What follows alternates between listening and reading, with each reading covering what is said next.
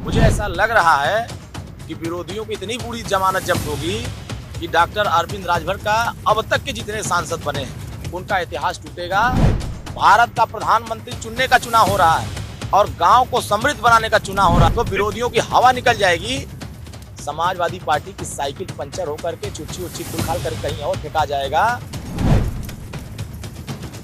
लोकसभा चुनाव दिलचस्प होता जा रहा है। अंतिम चरण की तैयारी में लोग लगे हैं। हमारे साथ अरुण राजभर जी हैं, जो पहचान है जिनका पीला गमछा ओम प्रकाश राजभर जी बेटे हैं और अपने भाई के लिए चुनाव प्रचार कर रहे हैं। सर, कितना बड़ा चैलेंज आप देख रहे हैं कि क्या लगता है कि सुभाषपा के लिए कितना बड़ा चैलेंज है? क्या जो गठबंधन है वो जमीन पर उतर पा रहा है? देखिए, जो चैलेंज की बात कर रहे हैं, यहाँ की जनता ने चैलेंज को स्वीकार कर लिया है और डॉक्टर अरविंद राजभर जी को भारी अंतर से जिताने के लिए गांव-गांव से जो उत्साह हमको देखने को मिल रहा है, जनता का जो प्यार मिल रहा है, मुझे ऐसा लग रहा है कि विरोधियों की इतनी बुरी जमानत जब्त होगी कि डॉक्टर अरविंद राजभर का अब तक के जितने सांसद बने हैं उनका इतिहास टूटेगा और रिकॉर्ड मतों से जीत करके दिल्ली की पंचायत में जाएंगे, क्योंकि देश के प्रधानमंत्री जी का चुनाव हो रहा है, भारत का प्रधानमंत्री चुनने का चुनाव हो रहा है और गांव को समृद्ध बनाने का चुनाव हो रहा है। जो संकल्प लिया गया है भारत को विकसित बनाने का, तो वो घोषी के हर एक मतदाता ने संकल्प लिया है कि आने वाले 1 जून को जब हम छठ बूथ पे जाएंगे, छड़ी का बटन दबा करके भारत को विकसित भारत बनाने में हम एक एक योगदान देंगे। क्योंकि यहाँ विपक्ष का जो भ्रष्टाचार है, जो विपक्ष का गुंडागर्दी है, विपक्ष की जो नकारात्मक राजनीति है, यहाँ की जनता ने सिरे से खारिज करने का काम किया है। मुझे ऐसा लग रहा है कि आने वाले समयों में यहाँ सुहेल देव भारतीय समाज पार्टी, एनडीए गठबंधन, भारतीय जनता पार्टी के एक एक कार्यकर्ता पूरा तन मन धन से लग करके डॉक्टर अरविंद राजभर जिताने का काम करे। आप देखिएगा जब 4 तारीख को परिणाम आएगा तो विरोधियों की हवा निकल जाएगी। समाजवादी पार्टी की साइकिल पंचर होकर के छुच्छी उच्छी खुलखाल कर कहीं और फेंका जाएगा। डॉक्टर अरविंद राजभर की छड़ी दिल्ली की पंचायत पहुंच जाएगी। ठीक है अरुण जी, विपक्ष का कहना है कि साहब 400 पार का नारा इसलिए लगा रहे हैं कि वो संविधान में संशोधन करना चाहते हैं, आरक्षण खत्म करना चाहते हैं और ये पूरा नैरेटिव एक है चल रहा है। देखिए, ये विपक्ष के लोग हार का जो डर होता है वो जनता को पहले बता दे रहे हैं। इनके पास कोई सिद्धांत तो है नहीं, कोई विजन तो है नहीं, कोई एजेंडा है नहीं। आप संविधान को टारगेट कर रहे हो, आप आरक्षण को टारगेट कर रहे हो और आप कोरोना को टारगेट कर रहे हो। अगर तीनों को अगर उठाकर देखेंगे तो तीनों में ये विपक्षी झूठ बोल रहे हैं। ना संविधान खत्म होगा, ना आरक्षण खत्म होगा और ना ही कोरोना से बहुत सारे लोगों की जो मौत की बातें बता रही वो नहीं होगा। यहाँ हर एक नागरिक इस बात से भरोसा रख रहा है कि देश के प्रधानमंत्री जी माननीय ओम प्रकाश राजभर जी और भारतीय जनता पार्टी के एक एक कार्यकर्ता, एनडीए के एक एक कार्यकर्ता ना संविधान मिटने देंगे, ना आरक्षण खत्म होने देंगे। हाँ, जरूर खत्म होगा। समाजवादी पार्टी की जमीन खत्म होगी, समाजवादी पार्टी की संविधान खत्म होंगे, समाजवादी पार्टी के बहुत सारे कार्यकर्ता टूट करके वो हमारे साथ आएंगे। जैसा कि आप देखिए, घोसी लोकसभा में बहुत सारे नेता जो प्रभावशाली नेता थे, जिनका एक प्रभाव है अपने अपने वोटों पर, वो बड़ी पैमाने पर एनडीए के साथ खड़ा होकर के छड़ी को जिताने की बात कर रहे हैं। तो ये खत्म कौन हो रहा है? जो खत्म हो रहा है वो आरक्षण और संविधान की बात करके वो वोट को अपना बनाना चाहता है। लेकिन मुझे ऐसा लगता है कि आने वाले समयों तक ये अपने चेहरे को बेनकाब कर चुके हैं। इनके चेहरे को उत्तर प्रदेश की हर एक जनता ने बेनकाब कर दिया है कि इसी मऊ जनपद में यही विरोधी दंगा कराते थे, यहाँ कर्फ्यू लगता था, यहाँ गुंडागर्दी होती थी। आज यहाँ न कर्फ्यू लग रहा है, न गुंडागर्दी हो रही, ना ही यहाँ किसी गरीब को सताया जा रहा है। ये विरोधी यही चाहते हैं कि यहाँ गुंडागर्दी हो, अराजकता फैले, कर्फ्यू लगे और गरीबों को सताया जाए। अब यहाँ की जनता ने फैसला कर लिया कि हमें विकास के साथ जाना है और विकास डबल इंजन के साथ होगा। देश के प्रधानमंत्री मोदी जी के साथ होगा, उत्तर प्रदेश के माननीय मुख्यमंत्री के साथ होगा और माननीय ओम प्रकाश राजभर जी पंचायती राज विभाग के मंत्री हैं। गांव का हर एक मतदाता ये चाह रहा है कि हमारा आवास, पेंशन, शौचालय, नाली, कड़ंजा, पुल पुलिया बने और हम विकास कराएं।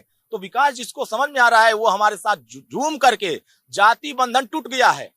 हर एक जाति के बड़े पैमाने पर यादव वर्ग के लोग हमें वोट देने जा रहे हैं, बड़े पैमाने पर मुस्लिम वर्ग के लोग हमें वोट देने जा रहे हैं। ये उनका संकल्प है कि जो डॉक्टर अरविंद राजभर, जो स्वर्गीय कल्पनाथ राय जी ने ये विकास का जो मॉडल तैयार किया था, बाकी लोगों ने उसको सिर्फ और सिर्फ अपना लूटने का काम किया, उनके नाम को बदनाम करने का काम किया है। डॉक्टर अरविंद राजभर स्वर्गीय कल्पनाथ राय जी के अधूरे सपने को हर एक गांव में विकास करके उनके सपने पूरा करना चाहते हैं। ठीक है। अब अरुण जी, आप जब गांव में जाते होंगे तो लोग पूछते नहीं है साहब, इन्हीं लोगों के खिलाफ आप नारेबाजी करते थे, इन्हीं बीजेपी के खिलाफ आप गाली देते थे, आप इन्हीं को कटघरे में खड़ा करते थे, इन्हीं को किसान का हत्यारा गुनहगार बताते थे, तो कैसे यू टर्न आया आपके अंदर? देखिए, राजनीति में परिस्थितियां, उस समय की क्या चर्चाएं थी, उस समय किस परिस्थितियों में चर्चा हुई, वर्तमान की राजनीति पर क्या चर्चा हो रही। वर्तमान की राजनीति विकास की तरफ जा रही है। हमारे देश के प्रधानमंत्री जी विकास की गारंटी दे रहे हैं। विरोधी किस चीज की गारंटी दे रहे हैं? गुंडागर्दी करने की गारंटी दे रहे हैं, अराजकता फैलाने कर रहे हैं, और यहाँ देश में माहौल खराब करने की गारंटी दे रहे हैं। तो मुझे लगता है कि उनका जो गारंटी चल रहा है वो चाइनीज गारंटी चल रहा है। अच्छा। और जो माननीय मोदी जी की गारंटी चल रही है वो भारतीय विकास की गारंटी चल रही है, और उनका चाइनीज विकास की बात हो रही है। आपको लगता है सर कि क्या बेरोजगारी, पेपर लीक, अग्निवीर, ये चुनाव में कहीं कोई मुद्दा है? देखिए, बहुत महत्वपूर्ण मुद्दा है बेरोजगारी, बहुत महत्वपूर्ण मुद्दा है महंगाई, बहुत महत्वपूर्ण मुद्दा है जो अग्निवीर का मसला है। मेरी सरकार पेपर लीक के मसले पर कानून बनाने के लिए गारंटी दिया है कि आने वाले 5 साल तक ये समाजवादी पार्टी और कांग्रेस के लोगों ने मिलकर के पेपर लीक कराते थे, हम 5 साल हम मोदी जी को प्रधानमंत्री बनाएंगे और कठोर कानून बनाएंगे कि जो दोबारा पेपर लीक करेगा वो या तो जेल की सलाखों में रहेगा या नौजवानों को न्याय देने के लिए खुद साथ खड़ा होगा।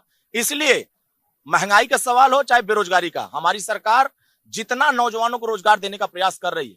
आज उत्तर प्रदेश देश का ऐसा माहौल है कि यहाँ एक भी आतंकवादी हमला नहीं हो रहा, एक भी गरीब यह नहीं कह सकता है कि यहाँ दंगा हो रहा है। आज सुरक्षा का माहौल है, तमाम बड़े बड़े उद्योगपति आकर के भारत में उद्योग धंधा लगाने का काम कर रहे हैं। आने वाले समयों में मऊ धरती पर हम लोग छोटे छोटे कुटीर उद्योग लगा करके यहाँ के नौजवानों को रोजगार से जोड़ने का काम करेंगे। मुझे ऐसा लगता है कि आने वाले समयों में डबल इंजन की सरकार की हर योजना को हर गांव में पहुंचा करके विकास से जोड़ने का काम हम सब लोग मिलकर किया जाए। अच्छा, क्या अरुण जी ऐसा है कुछ चैलेंज आपको लग रहा है? प्रधानमंत्री आ रहे हैं, मुख्यमंत्री आ रहे हैं, गृह मंत्री आ रहे हैं, रक्षा मंत्री आ रहे हैं, सबका कार्यक्रम आपने लगाया हुआ है? देखिए, कोई चैलेंज नहीं है यहाँ। एक तरफा माननीय मोदी जी की जैसे सुनामी चल रही है ना, वैसे यहाँ घोसी में छड़ी की सुनामी चल रही है। विरोधी का पता नहीं लगेगा कि कहाँ खड़ा होगा। एक तरफा यहाँ जनता चुनाव जिताने के लिए डॉक्टर अरविंद राजभर को लगी है, एक तरफा लगी है। किसी भी गांव में जाता हूँ वहां लोग कहते हैं बस खाली छड़ी, बस खाली छड़ी। अरे भैया, दूसरे को भी तो नाम ले लो। हम कहते हैं दूसरे को, नहीं नहीं नहीं, वो सब लुटेरे हैं, ये भ्रष्टाचारी हैं। देश के प्रधानमंत्री 10 साल की सरकार, बताइए भी भ्रष्टाचार हुआ? कांग्रेस की 55 साल की सरकार, सैकड़ों घोटाला हुआ, सैकड़ों भ्रष्टाचार हुए।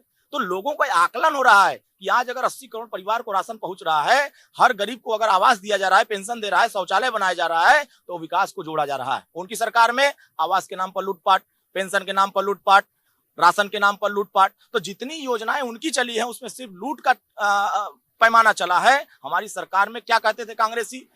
स्वर्गीय राजीव गांधी ने कहा था कि 100 रुपया हम गांव में भेजते हैं तो 15 रुपया जाता है, 85 पैसा खा जाते हैं सब। कौन खाता था?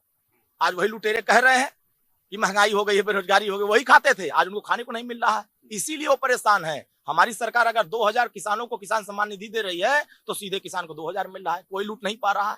तो मुझे ऐसा लग रहा है कि हर एक गरीब इस बात को भरोसा ले रहा है कि देश के प्रधानमंत्री मोदी जी के कार्यकाल में 10 साल में जो काम हुआ है उस काम में हर एक गांव में कुछ न कुछ विकास का माध्यम पहुंचा है। ठीक है, एक आखिरी सवाल है, क्या आपको लग रहा है कि सबसे बड़ी चैलेंज क्या है आपके सामने इस चुनाव में, और जो गठबंधन है वो जमीन पे उतरा है? देखिए, देश के प्रधानमंत्री माननीय मोदी जी 26 तारीख को मऊ के मेहुली, रतनपुरा के पास एक मेहुली गांव है, वहां आ रहे हैं। मुझे ऐसा लग रहा है कि देश के प्रधानमंत्री जी को लोग आशीर्वाद देने के लिए, हर एक वर्ग के लोग आशीर्वाद देने के लिए तैयारी बना चुके हैं।